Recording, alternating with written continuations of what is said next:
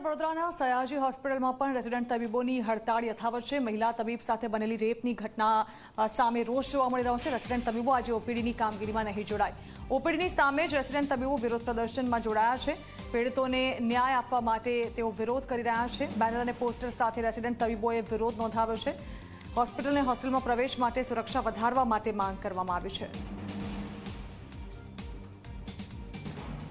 પશ્ચિમ બંગાળમાં મહિલા તબીબના રેપ વિથ મર્ડર કેસમાં પીડિતાને ન્યાય મળે તે માટે આખા દેશભરમાં આજે રેસિડેન્ટ તબીબો વિરોધ કરી રહ્યા છે। ત્યારે સયાજી હોસ્પિટલમાં પણ આપ જોઈ શકો છો કે ઓપીડી જે છે તેની બહાર જ તમામ રેસિડેન્ટ જે તબીબો છે તેઓ વિરોધ પ્રદર્શન કરતા નજરે પડી રહ્યા છે। હાથમાં બેનર છે, વી વોન્ટ જસ્ટિસ બેનરમાં લખ્યું છે અને જે મહત્વની 5 જેટલી જે એમની માંગો છે કે હોસ્પિટલમાં કે હોસ્ટેલમાં પ્રવેશ માટે પાસ સિસ્ટમ જે છે તે બનાવવામાં આવે, સીસીટીવી કેમેરા છે તે ચાલુ કરવામાં આવે, તેની સંખ્યા વધારવામાં આવે, હોસ્પિટલની પ્રિમાઇસીસમાં ખાસ કરીને જે આઈસીયુ છે તેમાં સિક્યુરિટીની સુવિધા વધારવામાં આવે। તે ઉપરાંત તેમની ચોથી માંગ એવી પણ છે કે જે પ્રિમાઇસીસ છે તેમાં પ્રોપર નાઇટના સમયે લાઇટિંગ કરવામાં આવે। આ 4 માંગ સાથે આપ જોઈ શકો છો કે આ તમામ રેસિડેન્ટ તબીબો અત્યારે વિરોધ કર્યા છે।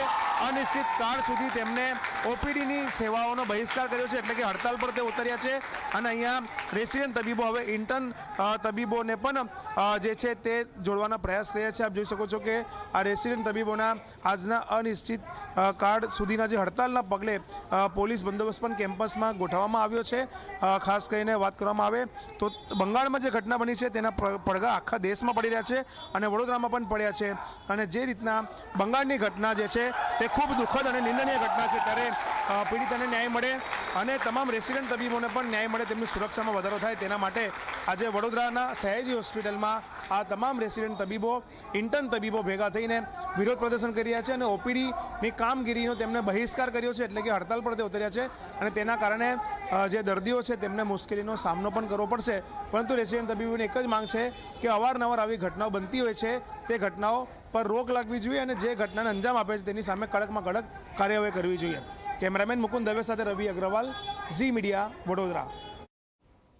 હોસ્પિટલની ઓપીડી અને વોર્ડ સેવાઓ ન ખોરવાય તે માટે હોસ્પિટલ તંત્ર દ્વારા પૂરતા પગલાં લેવામાં આવ્યા છે। હાલમાં તો અમારા ત્યાં ઉપલબ્ધ સર્વે અન્ય ડૉક્ટર્સ દ્વારા વ્યવસ્થા ગોઠવવામાં આવેલ છે અને જરૂર પડે અમે ઉપલા લેવલે રજૂઆત કરી વધારે ડૉક્ટર્સની પણ વ્યવસ્થા કરી શકીશું। અમારે ત્યાં હોસ્પિટલમાં ઉપલબ્ધ medico legal officers, tutors, assistant professors આ બધા ડૉક્ટર્સની સેવાઓ અમે લીધેલ છે। તો તબીબોની હડતાળને કારણે દર્દીઓને તકલીફ ન પડે તેવી તમામ વ્યવસ્થા કરવામાં આવી હોવાનો દાવો તંત્ર કરી રહ્યું છે।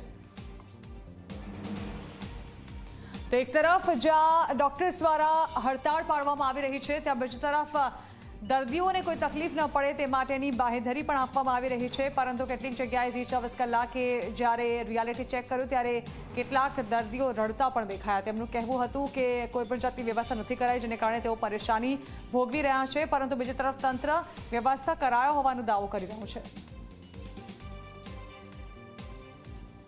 આજે સવારે 8 વાગ્યાથી એ લોકોએ રૂટીન ડ્યુટી અમે નહીં કરીએ, એટલે ઓપીડીમાં પેશન્ટ નહીં તપાસે, વોર્ડમાં પેશન્ટોની સારવાર નહીં કરે, ફક્ત ઇમરજન્સી સેવાઓ ચાલુ રાખશે એવું કહીને ગયા છે। અને આ પ્રકારની હડતાલ અચોક્કસ મુદ્દતની હડતાલ છે એવું પણ આવેદનપત્રમાં લખેલું છે। સયાજી હોસ્પિટલના સુપ્રિન્ટેન્ડન્ટ તરીકે વિભાગીય વડા સાથે પરામર્શમાં રહીને મેડિકલ ઓફિસર અને નોન ક્લિનિકલ બ્રાન્ચના શિક્ષકોનો, ટ્યુટરોનો ઉપયોગ કરી અમે વ્યવસ્થા ચાલુ રાખવાના તમામ પ્રયત્નો કરી રહ્યા છીએ।